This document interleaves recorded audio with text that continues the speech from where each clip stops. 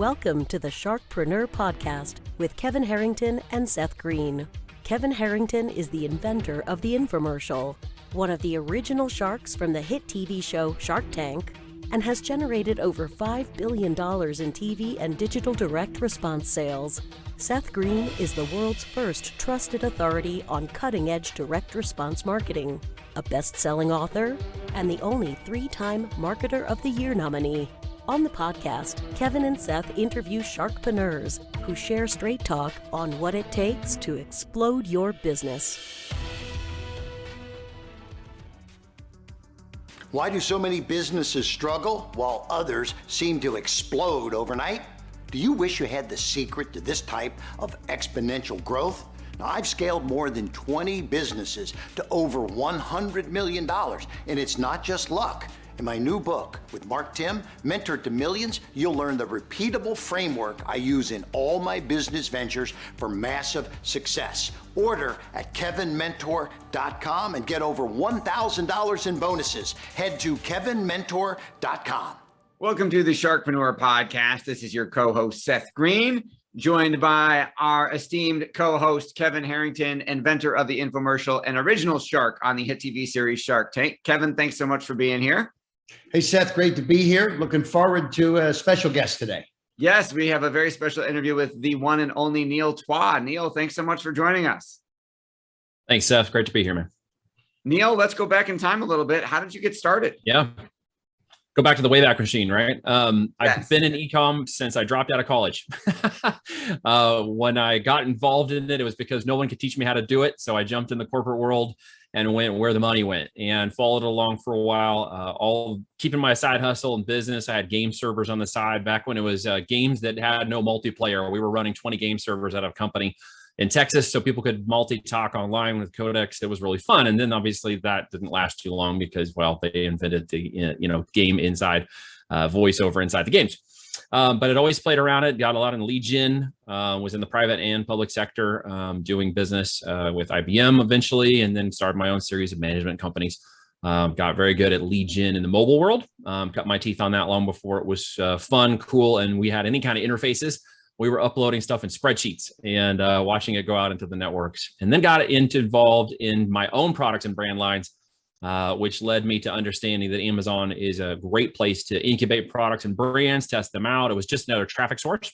It was free traffic, and it wasn't like free traffic on Google. It was buying traffic. And so I got very interested in that. And so around 2011, I got really busy learning how to make physical products and brands grow on Amazon.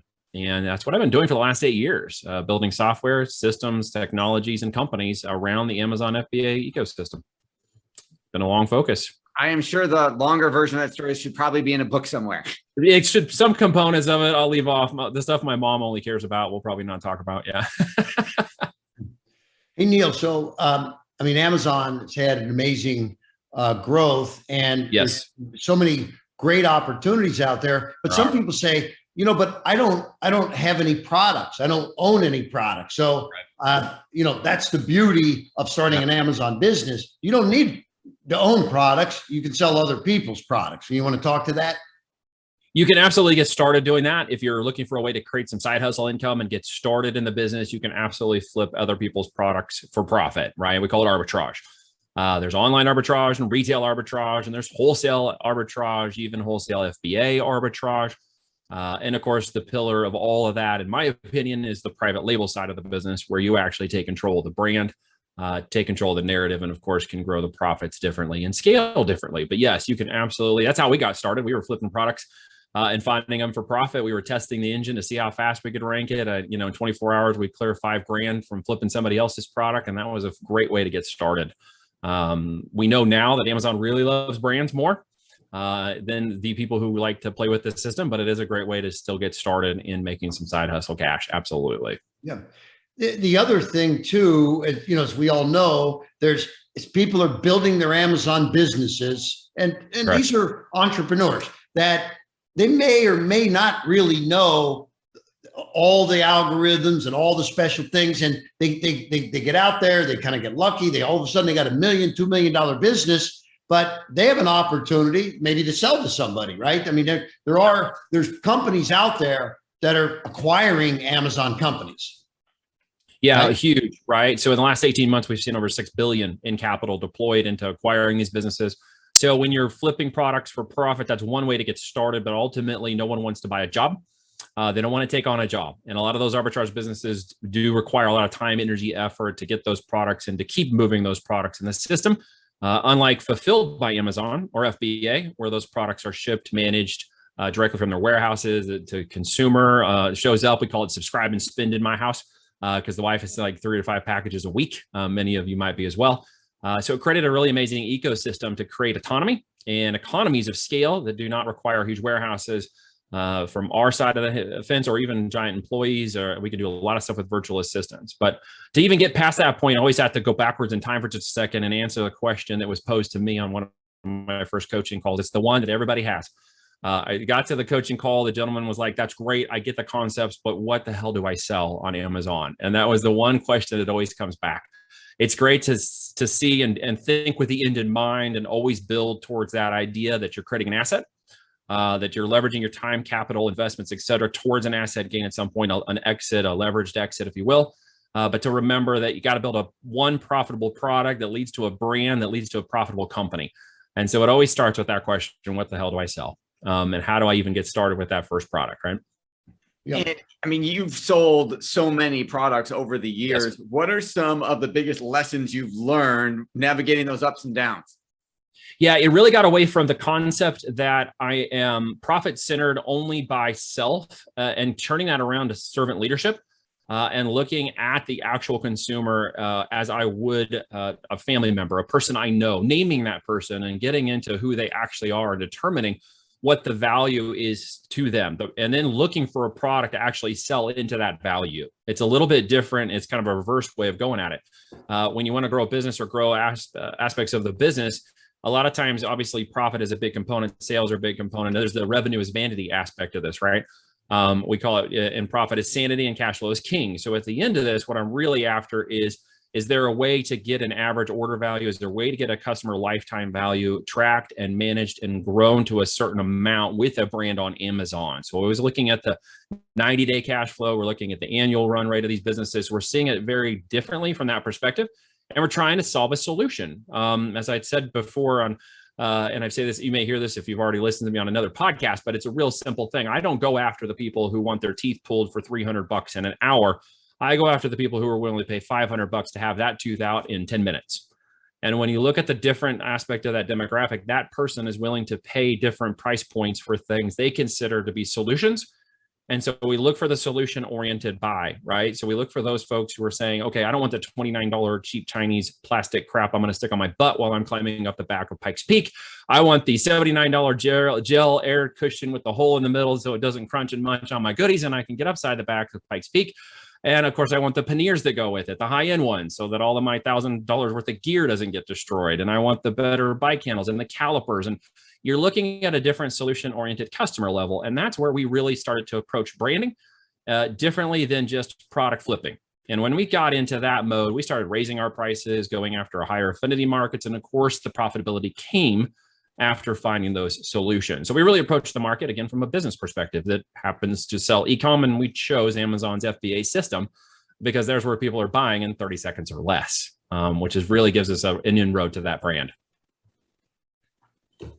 And so one question that, somebody gets to a point that kind of flatline their growth.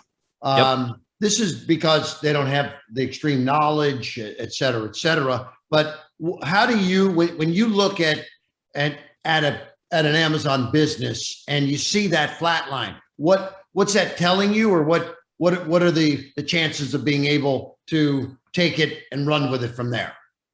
Yeah, typically in my experience, most of the Amazon sellers are not really building businesses. They're building what they believe is a concept of a business, but they really haven't applied business management tactics and strategies to it. So at this point, we're looking at people who are afraid to take capital against the business. So capital and undercapitalization is a big component.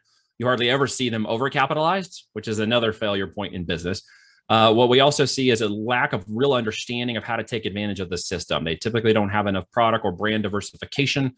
They aren't segmenting their brands into additional brand opportunities, 2 or 3 avatar variations. And of course, they don't understand an iterative product launch cycle that continues to develop that brand and those additional product lines in the marketplace. They may get to the seat and the panniers, but they sort of stop there. And it literally gets down to an understanding of the knowledge and capitalization of that growth.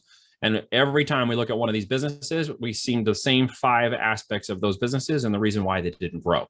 When they break past that, 7 figures, multi-7 figures, 8 figures in 12 months is totally doable. Which is absolutely incredible and life-changing to a lot of people, of course. When did you decide to start sharing some of your knowledge and expertise with others, and how have you been able to help?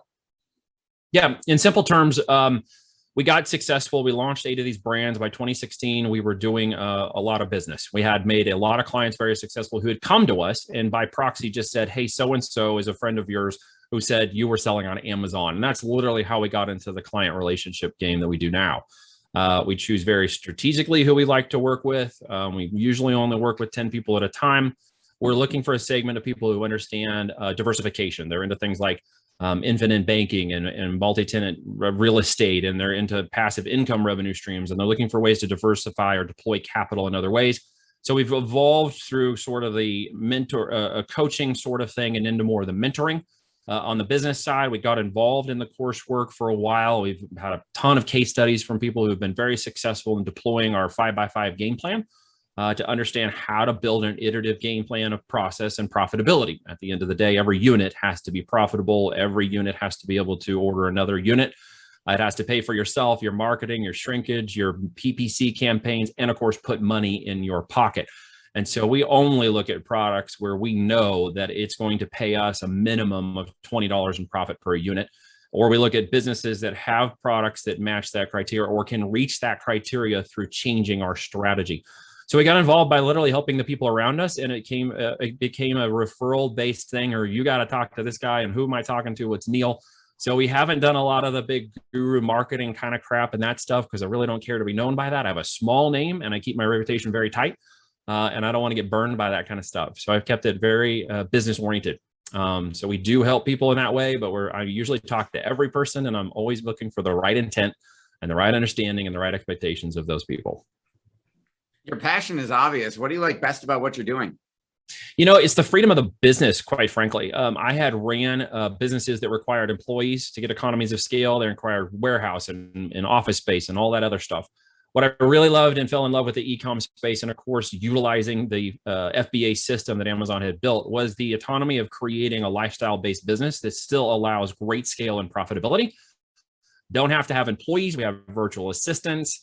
Don't have to have the warehouse space. We even have 3PLs or third-party logistic firms that hold the warehouse products temporarily before they get shipped to Amazon or get just-in-time inventory capacity. And it's created a fascinating business that literally, I know 8 years ago, could not have been done this way. And in such a short time frame, it's changed so dynamically, and it is changing dynamically to keep up with it, that I live with my 4 daughters and my beautiful wife on 40 acres in the country. I have time to do the things I want and the money to do it. I can travel for a month away and not have to worry about the business collapsing. It's created a very great hybrid business model with a fantastic economy of scale that doesn't require the 20,000 in warehouse I used to have and the 12 employees and truck rolls that used to happen and all the other crap that goes with it, right? So yeah, I get passionate about e-com because it is the future. I mean, it's the only industry in the last 18 months to grow exponentially when all of the industries suffered. It is projected by 2030 to have over 21 trillion in assets being deployed into e-com. So it is a huge future upside. And I feel like even in 8 years, on Amazon and 20 years in e-com, that this is just really getting started. The adoption is just starting to become fun. Yeah. Hey, Neil, with Amazon, there's sort of an elephant in the room. Amazon is now pushing for equity in some of their vendors. That's right. And they also changed the rules a little bit. Hey, it's the golden rule. He who has the gold sets the rules, right? Yep. But there's so many companies that rely on their existence. The model always has to work for most of the people, but is there any risk there at all? Oh, absolutely. Yeah. Let's talk about the cons. There's cons in every business model. I mean, if I'm an airline pilot filing for FedEx and all the engines go out, I could die. So every business has a con to some degree. Every job has a con, right? Yeah. So, Amazon is a marketplace and they're an engine and they have a business and they do their business. And what they don't like is people screwing around with that. They don't like you screwing around with their profits. They don't want you screwing around with their brand. They've killed $1 billion in revenue this year from 12 companies that were doing just that. They were screwing around with the brand. They were playing with black hat stuff outside the terms of service. Yeah. In rides a new CEO and a new seller performance VP over all that. And guess what? Compliance kicks in all of a sudden and bam, they're kicking like 200,000 people out of the system. But in any of those cons, what you look at is people who are getting kicked out of the system are not taking, business 101, economics 101. They're not literally looking at the system as a business. They're looking at it as a way to just utilize and use Amazon. And when you change the way you approach that, you ride an Amazon slipstream. You're within their terms of service. You run with the compliance. Opportunities are opening now that have never been there before, creating new levels of opportunities that some find a little more difficult to get in now because of those things. But at the same time, they're creating even bigger holes of opportunities for those who could get in there and exploit it. Yeah, it's a little harder to go. And yeah, it takes a little bit more cash, but therein lies the biggest opportunity, going where the others are not going. So Amazon plays its game and we play along with it. Yeah, they can shut your account down. They've been known to do that. But when you go backwards, you typically find someone violated the terms of service and did something stupid. They didn't play by the rules. Yeah, Amazon, there's a rumor out there. I don't know that it's true, but I looked up the business and it was that they went and stole one of the product brands and put it out there their own and threw it as an Amazon basic brand. Well, you go back and investigate and you find out that company didn't have a brand trademark. While they were brand registered, they didn't have their IP in place, their intellectual property. So they became an opportunity for anyone to go in and take over that product, right? They didn't have their ducks in a row. So we always go in and ensure what are the risks, right? You need multi-redundancy in your manufacturing. You need to have a good capital supply chain of leveraged opportunity. If you've got other people's money or you're going to diversify your own capital and deployment, you have to go through those risks like any other business. You can diversify a brand outside of Amazon and open multiple channels. It's so much faster to do it. They're only 31% of the e-com market, although we talk about them a lot. They're still a whole nother world of product to brand, but it's a great place to incubate that product and know the customers want it, the language, the graphics, and traffic, and then it really moves fast outside of that. So yeah, there's cons with the system when you're playing in somebody else's backyard. Facebook's killed my accounts before. I didn't do a thing to it. Amazon went after Parler here a couple months ago. It had nothing to do with us, and I got a bunch of people that crawl over my Amazon stuff and got my account shut down. I had people that thought I was Amazon. So, there's that kind of stuff too. Absolutely. Well, your expertise and your knowledge are invaluable. We greatly appreciate you sharing some of them with us. For our folks who are watching or listening, our Sharkpreneur Nation, where is the best place for us to send them, for them to learn more about you?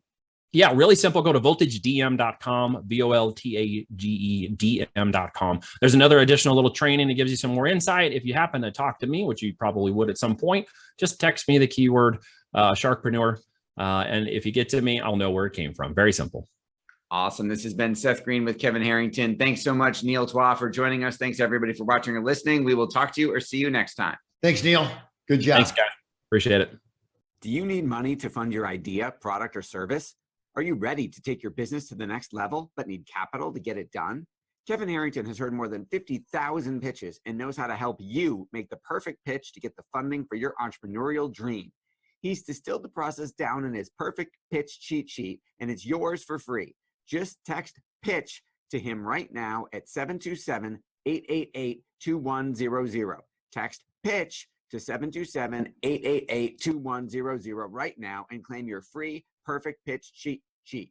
Text PITCH to 727-888-2100 to start funding your dream today. This show has been produced by Market Domination, LLC. To discover how you can have your own show completely done for you and turn it into a real published book and become the authority in your marketplace, go to www.marketdominationllc.com/podcast offer.